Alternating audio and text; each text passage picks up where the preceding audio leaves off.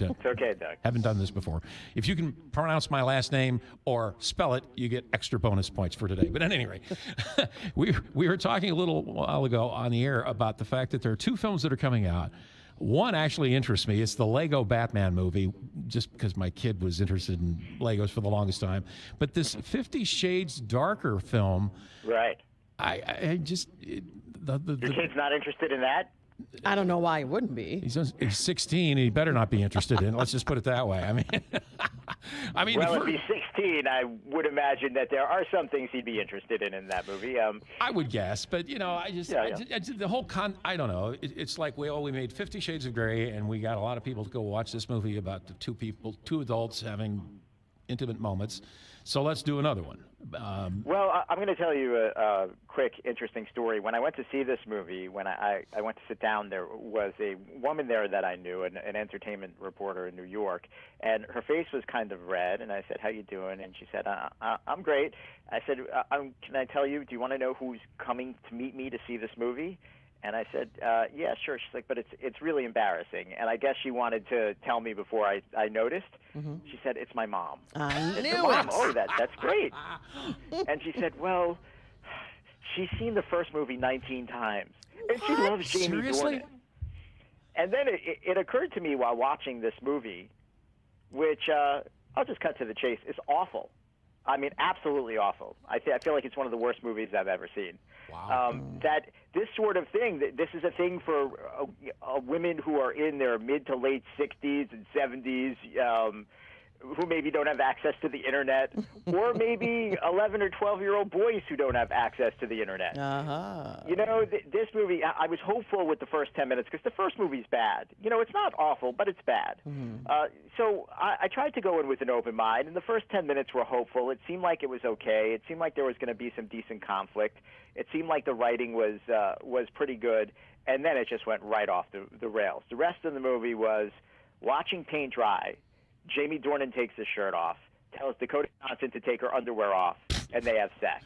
Okay, well, that was the first movie, wasn't it? Well, then the paint dries. Then the paint dries a little more. Yeah. And then Jamie Dornan doesn't take his shirt off, but tells Dakota Johnson to take her underwear off. Then he takes his shirt off. Then she takes her shirt off, and they have sex. Paint dry. You know, wash, repeat. It's the same thing over and over again. And it was like when I came home from this movie, I went to the internet and I looked up what the definition of torture was under the Geneva Convention. Okay, so Because I'm pretty sure that's what this movie is. What this movie is basically the first one was successful, whether it was critically acclaimed or otherwise. So let's just knock out another one of the same genre. You know, and they worked very hard in this movie, and you know, the thing was, the first movie was supposed to be shocking with the sex and the S&M, but it wasn't. This one a little more so. And it's more erotic for sure. The problem is that Jamie Dornan and Dakota Johnson have the same chemistry of a leprechaun and a Sasquatch. Which I heard the same in the first movie. So why would they think it would be any better in the second movie? It's worse. I actually thought they were being a little overcritical. I said they. All right, critics. So how about let's go off sex and go to Lego Batman movie then? Talk about something completely different. How many stars do you give it? Oh, yeah. Oh, it's 1 out of 5. And I'm only giving it 1 because people work hard on movies.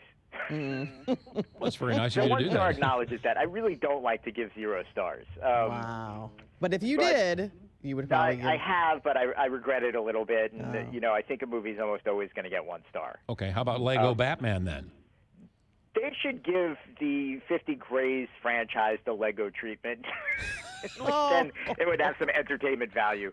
But the Lego movie was terrific. And, I mean, it even had an emotional center, and it made you feel something at the end of the movie.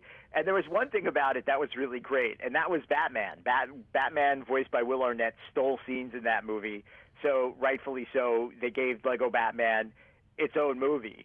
And, man, it's really terrific. It doesn't have the same emotional core that the other one does. It tries, but it doesn't quite work. You don't feel emotional at all. But what you do feel is laughter. You feel joy. You feel delight.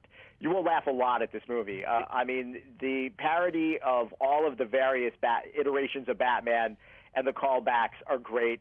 Same thing with the villains. They also have villains in this movie that aren't even from the Batman universe. They're from other universes and other Batmans from other superhero movies and other fantasy movies, and it's really it's so good. It's so good.